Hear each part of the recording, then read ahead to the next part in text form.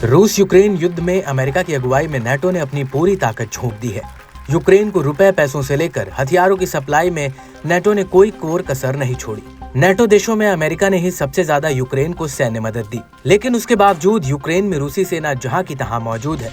उल्टा अब वो धीरे धीरे यूक्रेन के और इलाकों पर कब्जा करती जा रही है और ऐसे में अमेरिका के उन हथियारों पर बड़ा सवाल उठ रहा है जिन्हें बाइडेन ने ज़ेलेंस्की को भेजा था। क्या रूसी हथियारों के सामने अमेरिकी हथियार फेल हो गए हैं?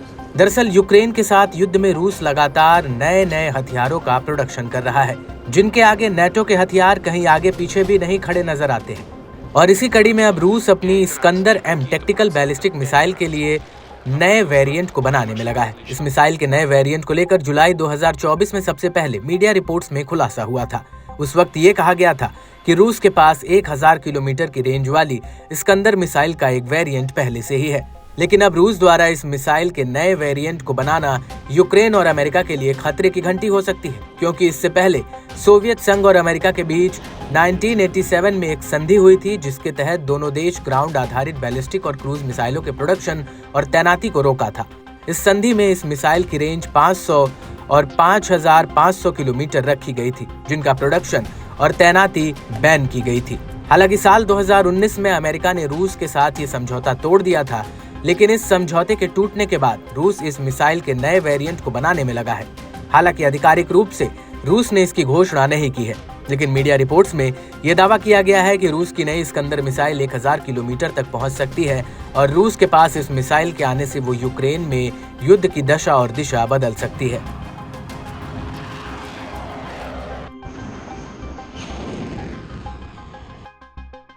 रूस की इस नई मिसाइल में नया गाइडेंस सिस्टम लगा है। इसका इंजन भी अपग्रेड किया गया है। इसके अलावा इसमें ऑटोमेटिक इनर्शियल नेविगेशन सिस्टम लगा है, जिसकी वजह से इसके सेंसर टारगेट को उच्च सटीकता से ट्रैक कर सकते हैं। इस मिसाइल में नया एल्गोरिदम लगा है जो इसके टारगेट से भटकने की संभावना को बेहद ही कम कर सकता है।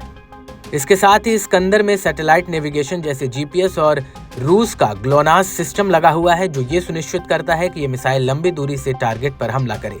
यह मिसाइल सैटेलाइट गाइडेंस से भी लैस है, जिससे इसकी रेंज और बढ़ी है। इसके अलावा इस मिसाइल में रडार गाइडेंस भी लगा है, जो उड़ान के दौरान कभी भी इलेक्ट्रॉनिक वॉरफेयर से निपट सकता है, ताकि मिसाइल अपने टारगेट पर सटीकता से हमला करे।